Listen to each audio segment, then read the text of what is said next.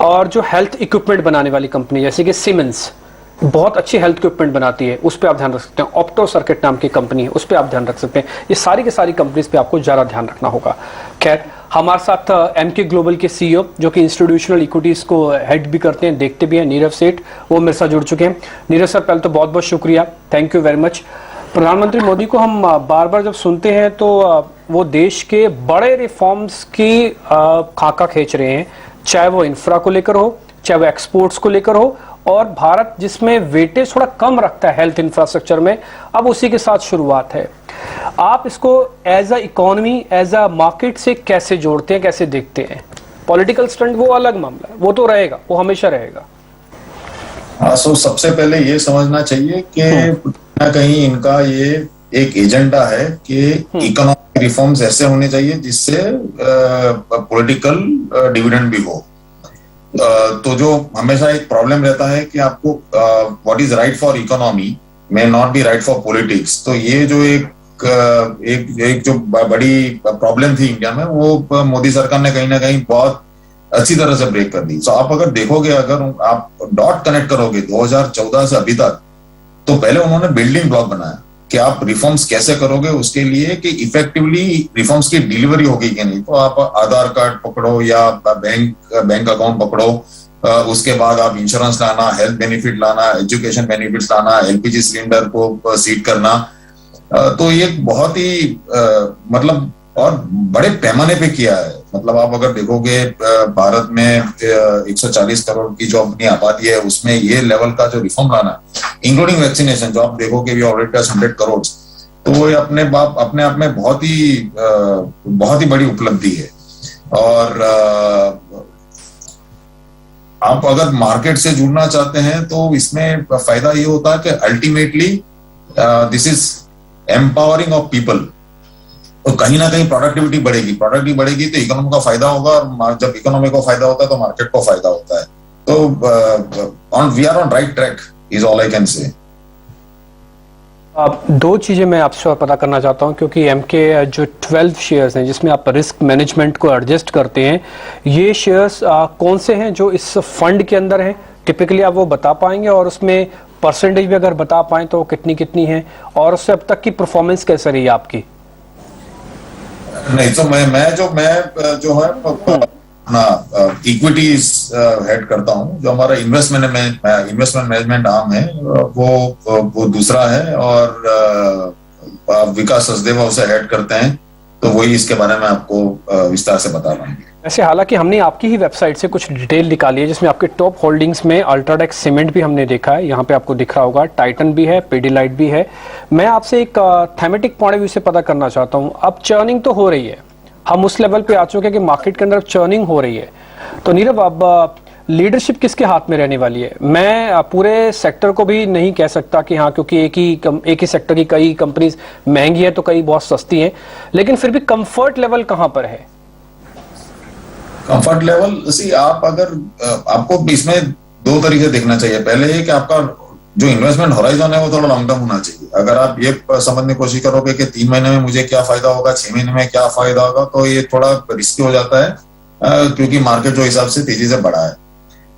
अगर आप 2 साल 3 साल का व्यू लेके चलते हो, जो नॉर्मली होना चाहिए आपका इक्विटी व्यू, तो उसमें कोई डाउट नहीं है कि यहाँ से आपको 15-20% का हर साल का रिटर्न अभी भी मिल सकता है।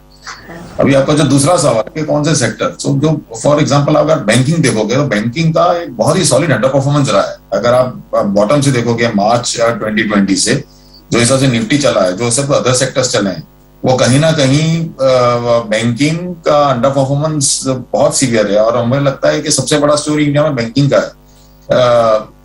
एक तो हमने देखा है कि जो मोटा मोटी कोविड का इम्पैक्ट है वो बहुत ही अच्छी तरह बैंकों ने इसको संभाला है, अच्छा खासा प्रोविजन किया है, कैपिटल बफरिंग काफी है। और मुझे लगता है कि जो भी रिजल्ट आएंगे ये क्वार्टर और अगले क्वार्टर के, जो एक मार्केट में एक जो पहले एक थोड़ा तनाव सा था कि कोविड का थर्ड वेव आ जाएगा तो बैंकों पे क्या असर होगा, तो अभी कहीं ना कहीं लग रहा है कि वो रिस्क थोड़ा सबड्यूड है। और बैंक्स का वेटेज भी काफी है, और बैंक्स में अपॉर्चुनिटी बहुत बड़ी है, और उनके वैल्यूएशंस भी काफी हिस्टोरिक लेवल से कम है। एक ही जो मार्केट को थोड़ा सा विश्वास नहीं है कि इसमें क्रेडिट ग्रोथ कब आएगा। तो हमारा खुद का ये असेसमेंट है कि सेकंड हाफ में क्रेडिट ग्रोथ का पिकअप हो जाएगा। अगले साल से कॉर्पोरेट कैपेक्स में काफी तेजी आ जाएगी और उसकी वजह से क्रेडिट ग्रोथ और बढ़ेगा। तो आपका एक सिंपल आंसर ये है कि बैंक्स में काफी अच्छी लगती है।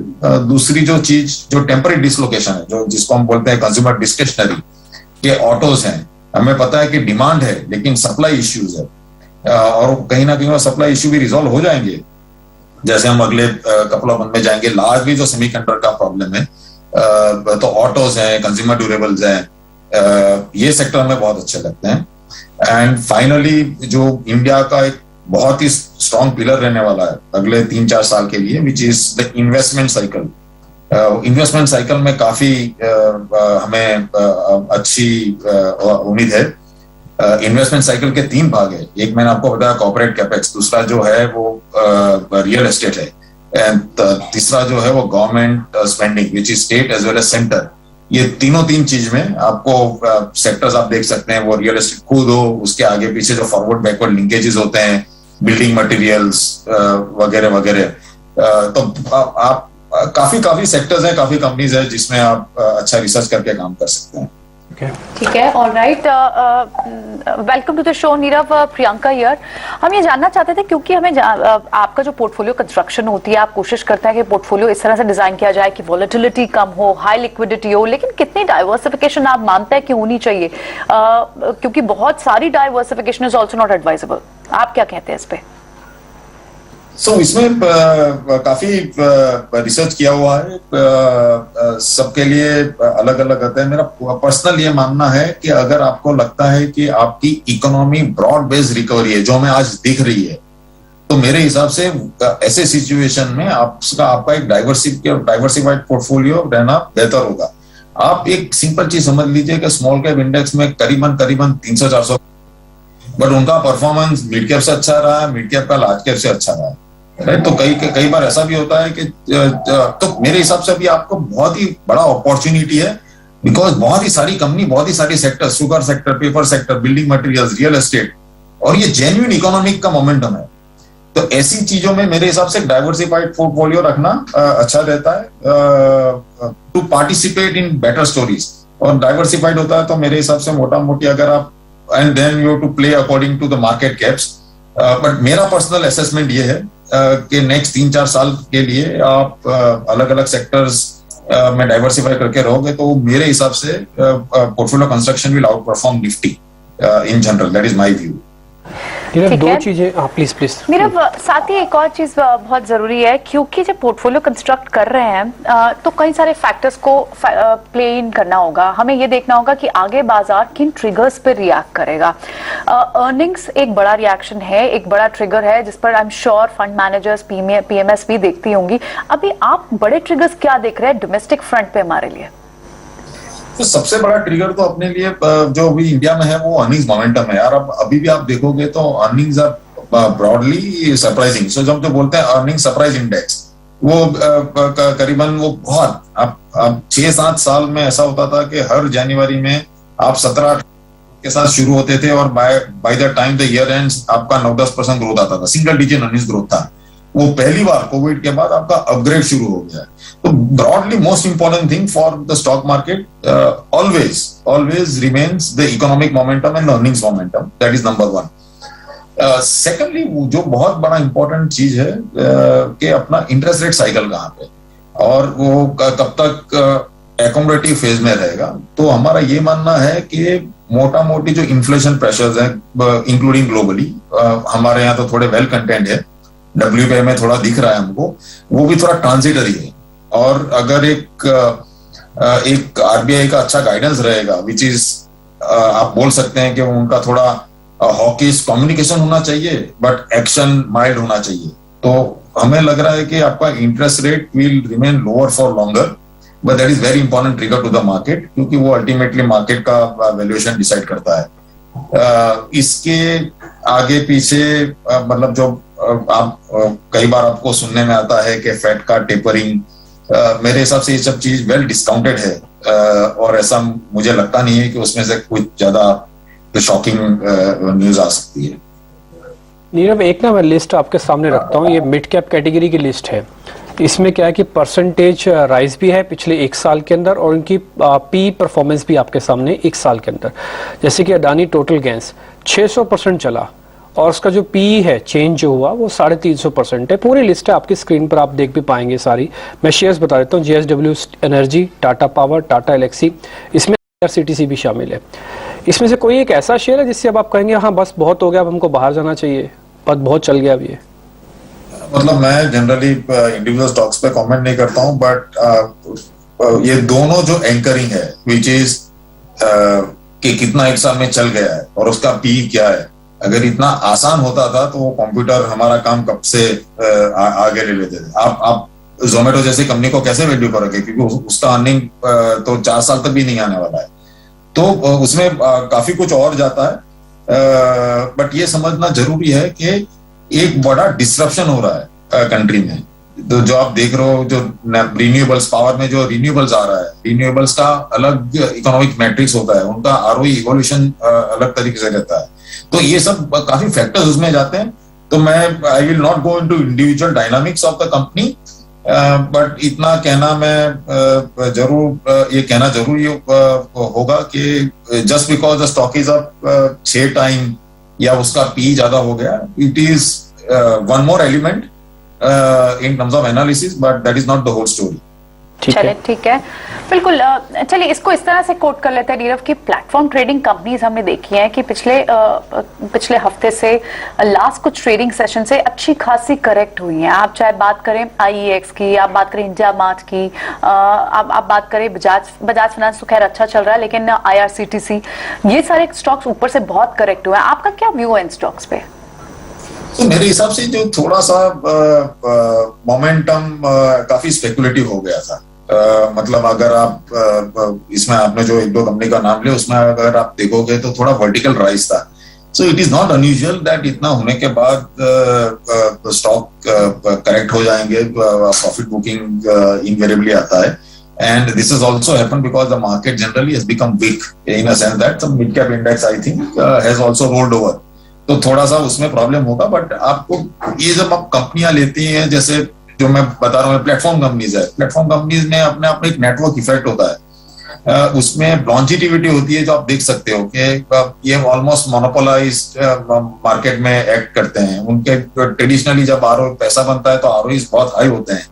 तो ये सब देखना जरूरी है। बट और मतलब 20-30% करेक्शन अनयूजुअल नहीं है। आप इन्फोसिस की हिस्ट्री में जाओगे, किसी भी स्टॉक की हिस्ट्री में जाओगे, तो इनवेरिएबली 3 या 4 time they have given 50% from the top and then they make new highs. तो आपकी कंपनी कितनी मजबूत है, आपकी कंपनी की बिजनेस मॉडल कितना स्ट्रांग है, और जो हम देखते हैं कि उसका लीडरशिप स्टेटस क्या है अपने सेक्टर में, this things are also important. Nirav, एक लास्ट क्वेश्चन मेरी तरफ से कि जो सरकारी कंपनीज हैं उनको लेकर अब ऐसा लग रहा है कि अगर हमारे पोर्टफोलियो में नहीं होती तो हमको तो बहुत नुकसान हो गया, क्योंकि इनकी सबकी री रेटिंग हो रही है। कुछ तो सरकार कर रही है, कुछ इनका बिजनेस भी अपने आप में री रेट हो रहा है। जैसे कोल इंडिया, सरकार ने कुछ नहीं किया, लेकिन कोल के प्राइसेस इतने ऊपर आ गए कि अपने आप ही री रेट हो गया। तो आप किसी सरकारी कंपनी या किसी सेगमेंट पे कुछ ज्यादा बुलिश हैं जिसपे गवर्नमेंट विनिवेश करना चाहती है, डिसइन्वेस्टमेंट करना चाहती है? हम लोग बैंक्स पे काफी टाइम से बुलिश हैं। As a matter of fact हमने ये जनवरी में एक PSU कॉन्फ्रेंस किया था इंक्लूडिंग सम कंपनीज। तो कई बार ऐसा होता है कि जब मार्केट में अपना अपना मोमेंटम होता है, तो मतलब जैसे आपने नाम लिया कोल इंडिया अभी कवर नहीं करते हैं, बट जब वो 130-140 पे था, उसका डिविडेंड यील्ड कम से कम मेरे हिसाब से 7 या 8% था, जबकि आपका long term bond yields are at about 6.2-6.3%। एक फेस आता है मार्केट का कि जब सम स्टॉक्स आर डिस्कार्डेड, आपका काम है कि अगर ट्रिगर बनता है नहीं बनता है। बट आपने जो बोला वो सही है। मेरा ये 25 साल का एक्सपीरियंस कहता है कि अर्निंग्स आता है, स्टॉक्स चलते हैं, पीरियड, PSU हुआ या नहीं हो। और वही आपने SBI में देखा। आज से 1.5-2 साल पहले जब हम लोग काफी हमारे क्लाइंट्स को बोलते थे कि SBI में जोर से पोर्टफोलियो वेट बढ़ाना चाहिए, तो कई बार एक रेजिस्टेंस आता था कि नहीं, हम PSU कंपनी को नहीं लेते हैं। But markets are markets. जब आपको लगता है कि आईसीआईसीआई को देखो, ICICI had gone through some problems and then earnings come back, और आज उन्होंने जो अपना जो बेल वेदर स्टॉक बोलते हैं, आप एचडीएफसी बैंक है या आपका कोटक बैंक है, उससे उसका आउट परफॉर्मेंस बहुत ही स्ट्रांग रहा है लास्ट 1-1.5 साल में। और ये काफी ये पीएसयू कंपनीज है जो अच्छे सेक्टर्स में, जहां आपका सेकुलर ग्रोथ रेट है, जैसे स्टेट बैंक हो या even there are many other companies. NTPC renewables में जा रही है, वो अभी भी सस्ती है। तो ये सब स्टॉक्स हमें अच्छे लगते हैं। रिस्क रिटर्न ट्रेड ऑफ काफी अच्छे हैं ये सेक्टर्स और स्टॉक्स में। नीरव, बहुत अच्छा लगा आपसे बातचीत करके, और उम्मीद करते हैं कि आप आगे भी हमको और समय देंगे, अच्छे से आपसे और बातचीत होगी। बहुत बहुत शुक्रिया आपको और आपकी पूरी टीम को। दीपावली के पहले तो बहुत बहुत शुभकामनाएं हमारी तरफ से। कोई डिस्क्लोजर आप देना चाहते हैं सर? आप ये समझ के चलो कि हमने जो भी स्टॉक्स पे डिस्कशंस किया है, it is safe to assume that there be interest either in clients और for our retail as well as institutional clients. ठीक है नीरव, बहुत बहुत शुक्रिया, थैंक यू वेरी मच। आज आपने हमको समय दिया, बहुत अच्छा लगा आपसे बातचीत करके, थैंक यू वेरी मच। एक छोटा सा ब्रेक ले रहे हैं, लेकिन ब्रेक के बाद हिमांशु होंगे हमारे साथ, राजेश पलविया होंगे हमारे साथ। तो दोनों ब्रेक के बाद जुड़ेंगे तो आपको ट्रेडिंग कॉल्स भी देंगे, आज के मार्केट का मोमेंटम भी होगा। छोटे से ब्रेक के बाद तुरंत लौट रहे हैं।